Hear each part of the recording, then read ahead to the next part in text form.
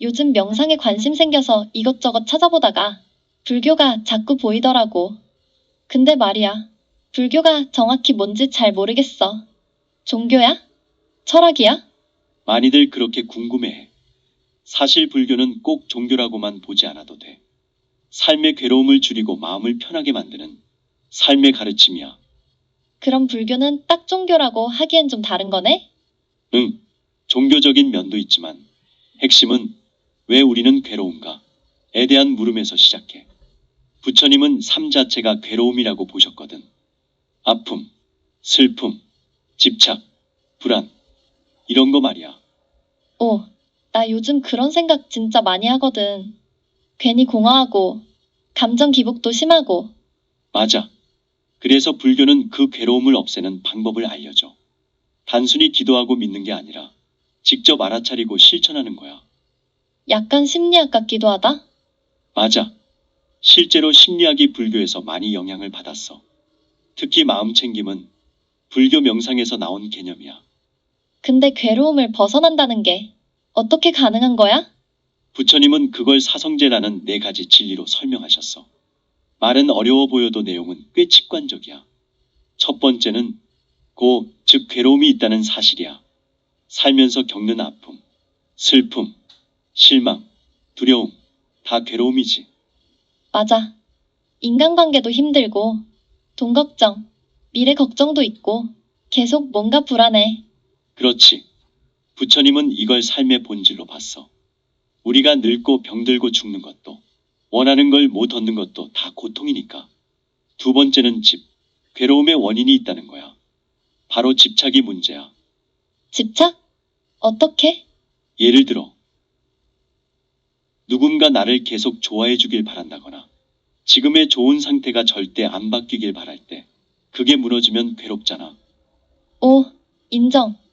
내 기준에서 세상이 움직이길 바라는 마음.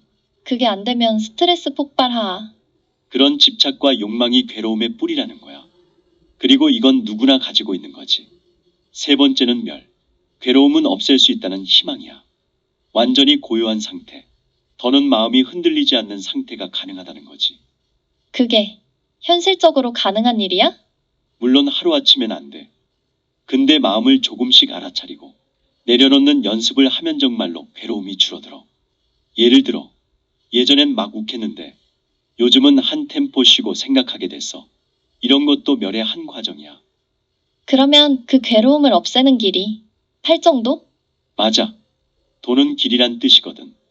활정도는 말 그대로 8가지 올바른 삶의 방향을 말해.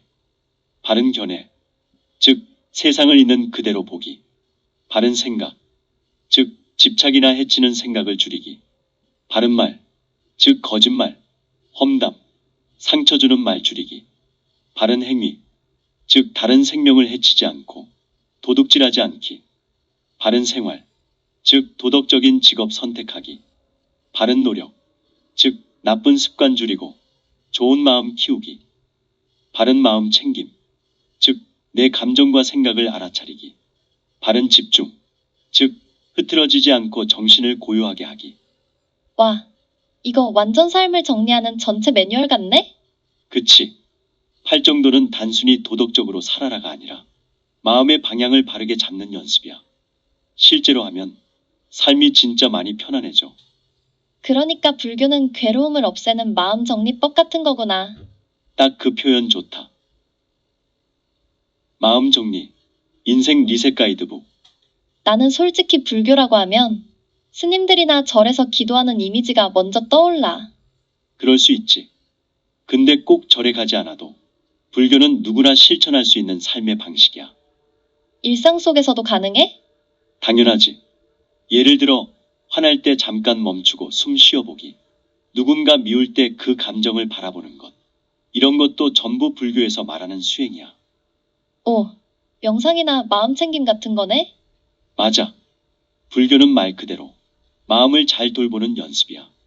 스님들만의 것이 아니라 우리 삶을 위한 가르침이지. 불교. 생각보다 훨씬 더 우리 삶에 가까운 거구나. 그치? 다음 편에서는 부처님은 누구인가부터 같이 알아보자.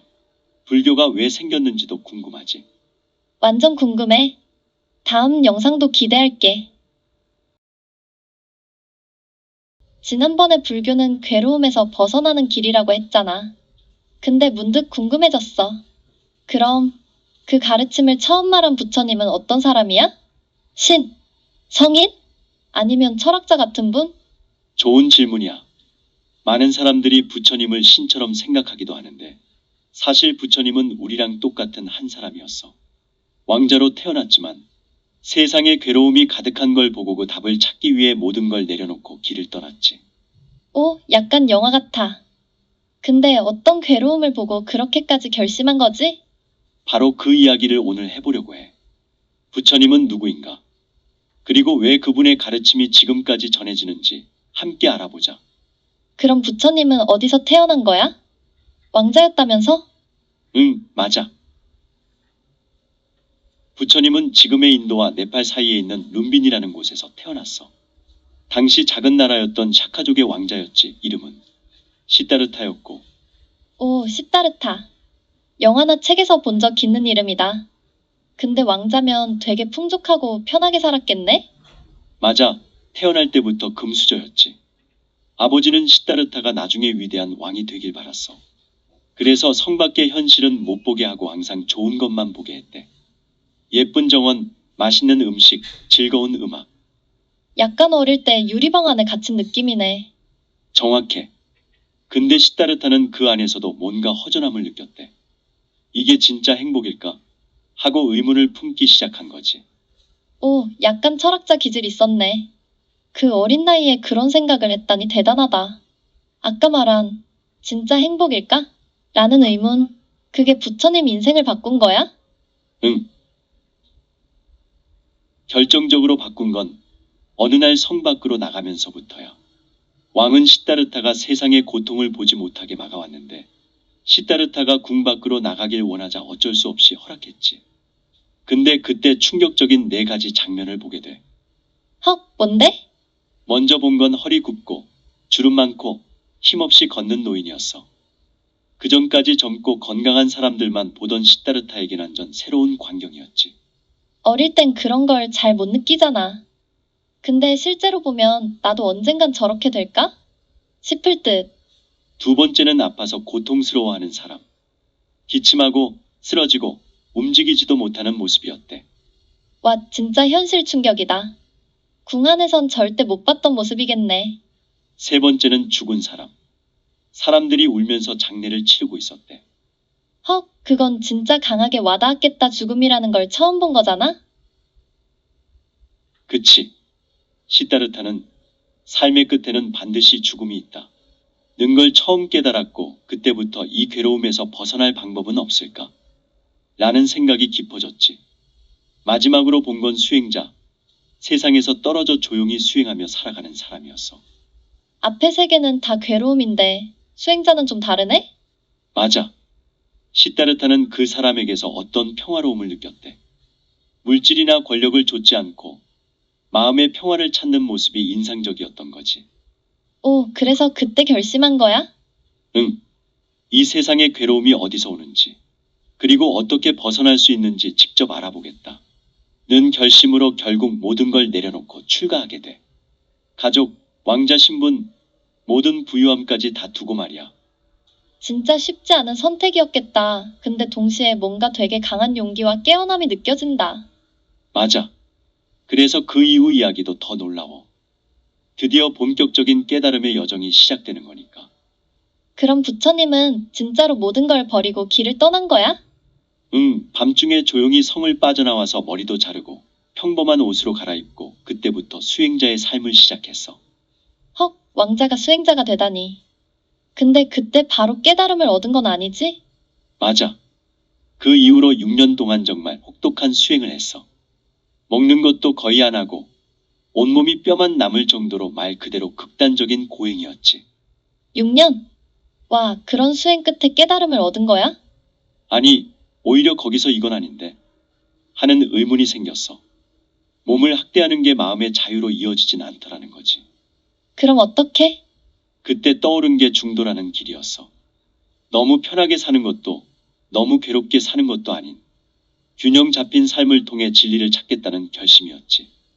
그게 약간 불교에서 되게 자주 나오는 단어지? 중도라는 거? 맞아.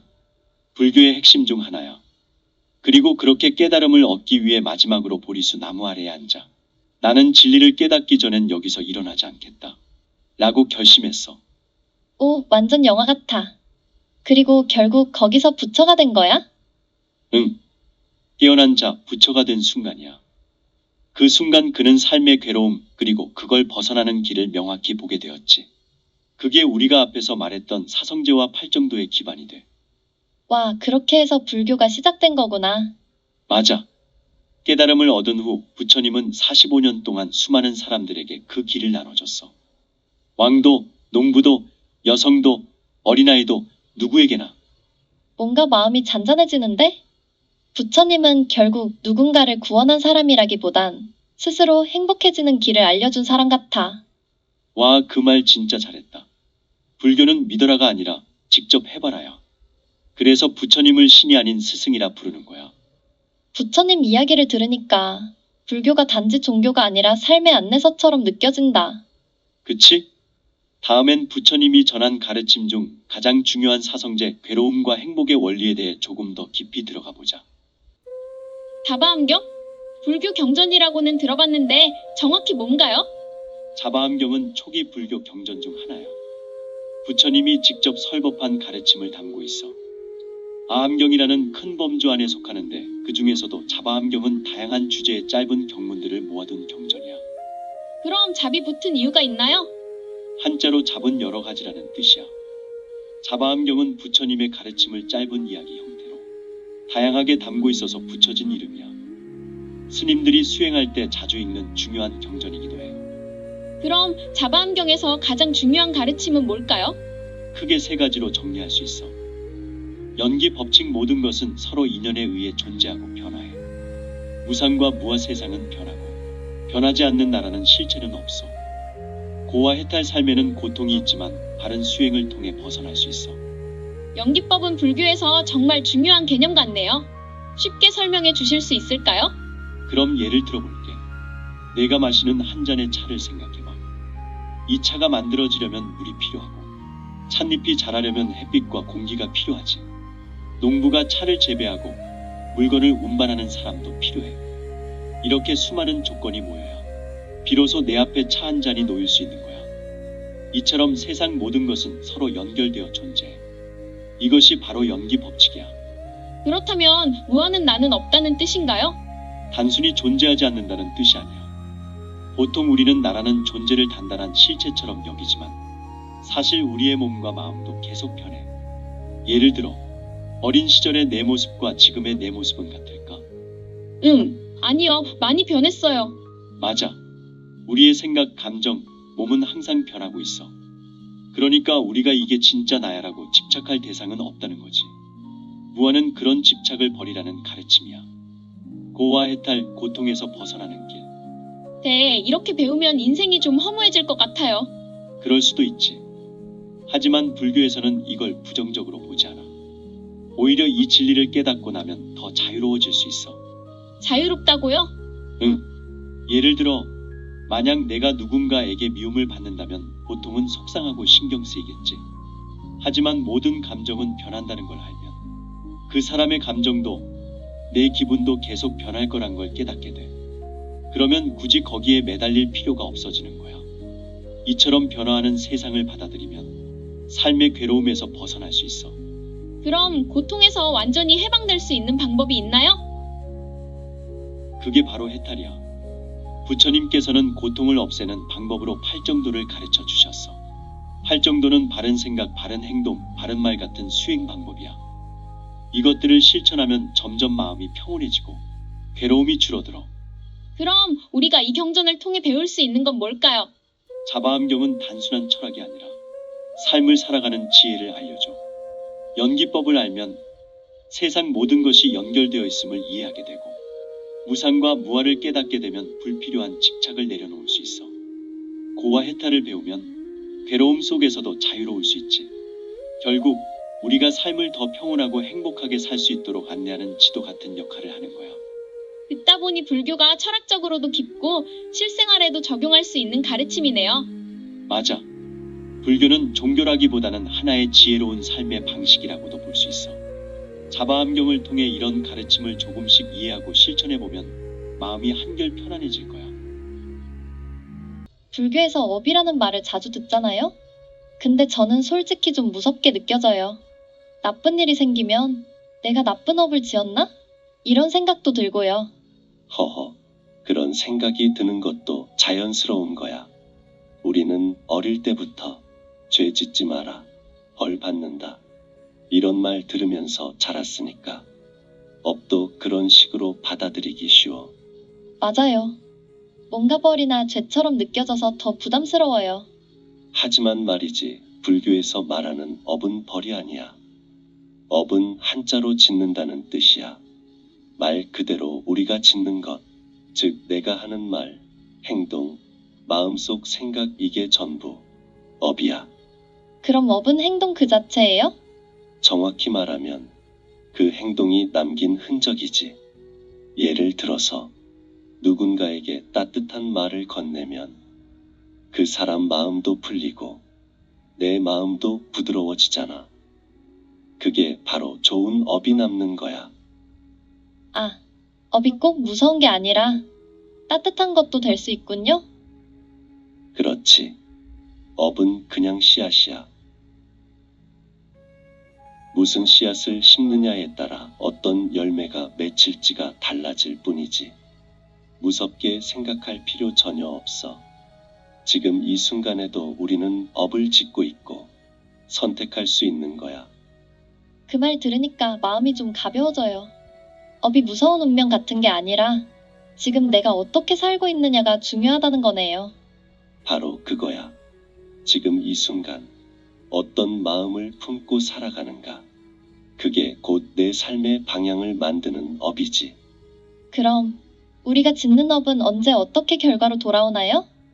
당장 오는 것도 있고 한참 뒤에 오는 것도 있는 것 같아서 헷갈려요. 아주 좋은 질문이야. 업이 언제 어떻게 열매를 맺을지는 정말 다양한 조건에 따라 달라져. 바로 내일 오는 것도 있고 몇 년이 걸리기도 하고 심지어 다음 생에서 나타날 수도 있어. 헉, 다음 생이요? 그럼 지금 내가 짓는 업이 다음 생에도 영향을 줄 수 있다는 거예요? 그렇지. 불교에서는 삶이 한 번으로 끝나지 않는다고 보니까 업도 단 한 생만 영향을 주는 게 아니야. 그렇다고 너무 멀리 생각할 필요는 없어. 중요한 건 지금 여기에서 내가 어떤 씨앗을 심고 있는가야. 근데 그런 업이 다 기억도 안 나는 행동들에서 만들어진다고 하면 나는 그냥 조심조심 살 수밖에 없겠네요? 허허, 조심하는 것도 중요하지. 하지만 불교는 조심하라고만 가르치지 않아. 오히려 지혜롭게 살자고 해. 어떤 마음에서 그 행동이 나왔는지를 돌아보는 거야. 그게 진짜 업을 아는 공부지. 그럼 같은 행동이라도 마음이 다르면 업도 달라지는 거예요? 정확히 봤구나. 예를 들어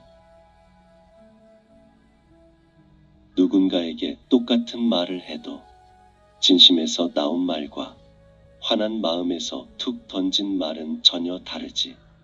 겉모습은 같아도 그 안에 담긴 마음이, 업이, 색깔을 결정하는 거야. 우와, 그러면 진짜 사소한 말 한마디, 행동 하나도 그냥 넘길 수 없겠네요. 그래서 불교에서는 마음 챙김을 그렇게 강조하지. 내가 어떤 마음을 품고 사는지를 늘 살펴보는 것. 그게 바로 좋은 업을 짓는 첫걸음이야.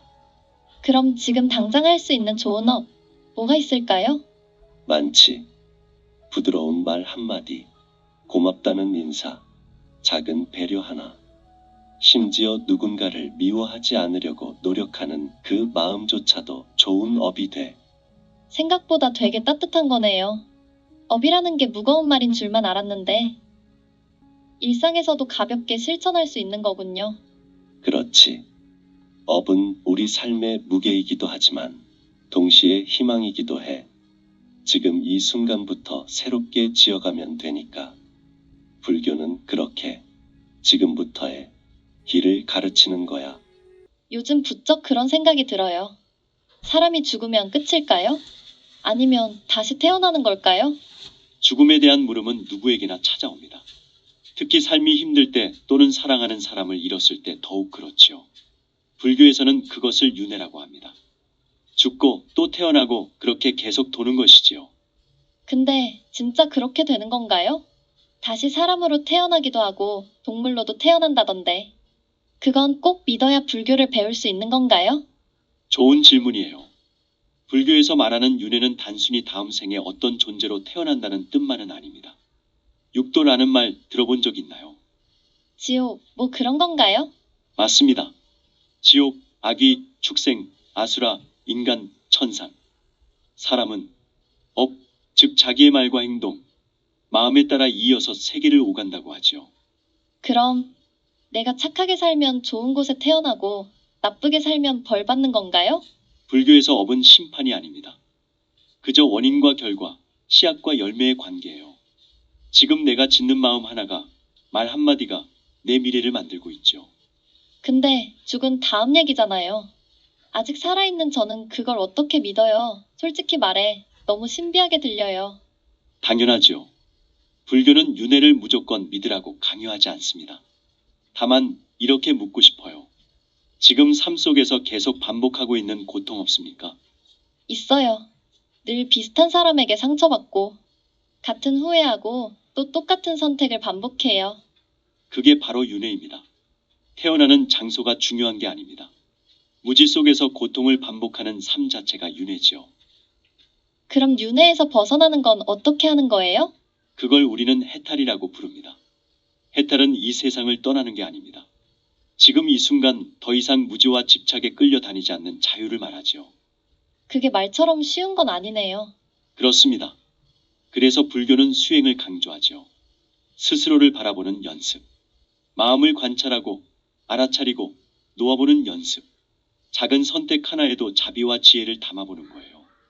그럼 불교에서 말하는 윤회는 죽은 다음 세상 이야기이기도 하지만 지금의 나를 돌아보라는 뜻이기도 하네요. 정확히 보셨습니다. 윤회는 내세의 환상이 아니라 지금 우리가 의식 없이 살아가는 방식, 그 자체를 말합니다. 무섭기도 하고 이상하게 좀 편안해지기도 해요. 그 두 감정 사이에 있다는 건 지금 당신이 깨어 있다는 뜻이에요. 그게 바로 윤회에서 벗어나는 첫걸음입니다. 오늘 얘기 듣고 나니까 다음 생이 뭐가 되느냐보다 지금 내가 어떤 마음으로 사는지가 더 중요하다는 걸 느꼈어요. 그 마음이 이미 수행입니다. 다음 생은 지금 이 순간의 태도에서 시작됩니다. 감사합니다. 오늘부터 제가 반복하고 있는 삶을 조금씩 알아차려보려고요. 오늘 하루 무의식 중에 반복한 건 무엇이었나요? 그 반복을 멈추는 첫걸음은 지금 알아차리는 것입니다. 윤회는 먼 미래의 이야기가 아닙니다. 우리가 무의식 중에 반복하는 삶의 방식, 그것이 곧 윤회입니다.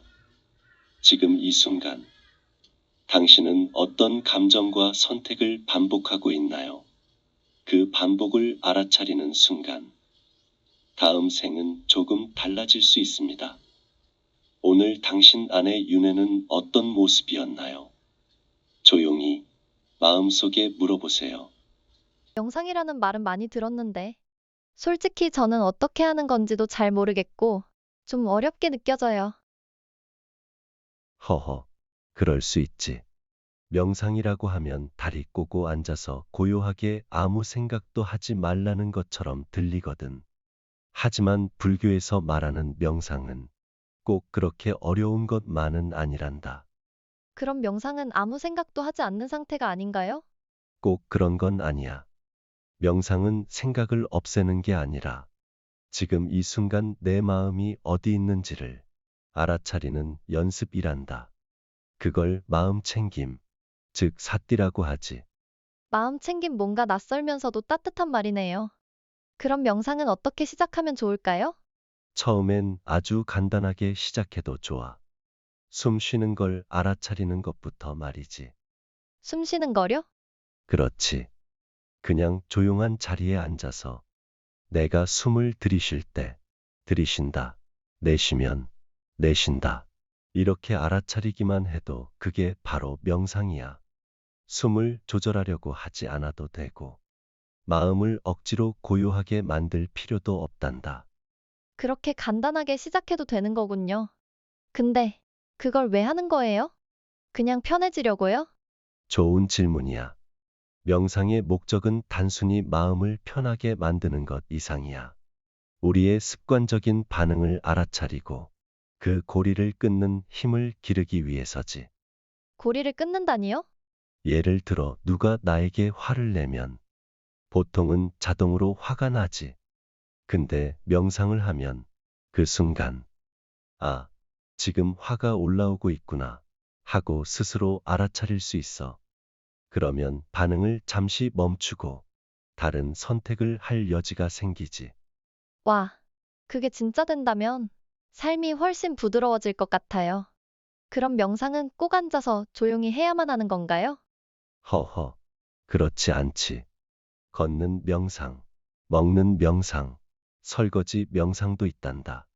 중요한 건 지금 내가 무엇을 하고 있는가를 알아차리는 거야. 아, 그러면 출근길에 걷는 동안 나는 걷고 있다. 생각하는 것도 명상일 수 있겠네요? 바로 그거지. 그렇게 하루를 의식적으로 살아가면 조금씩 내 마음이 가라앉고 지혜가 자란단다. 오늘 배운 명상, 작게라도 실천해 볼게요. 그동안은 마음이 막 떠다니는 느낌이었는데, 이제 조금은 지금에 머무는 법을 배우고 싶어요. 좋은 마음이구나. 명상은 특별한 수행이 아니라 지금 이 순간을 살아내는 삶의 방식이란다. 그렇게 살다 보면 어느 순간 너 자신이 얼마나 평화로운 존재인지도 알게 될 거야. 감사합니다. 오늘도 마음이 차분해지고 따뜻해졌어요. 또 찾아뵐게요. 언제든지 오너라. 명상은 혼자서도 하지만 함께할 때 더 깊어지지.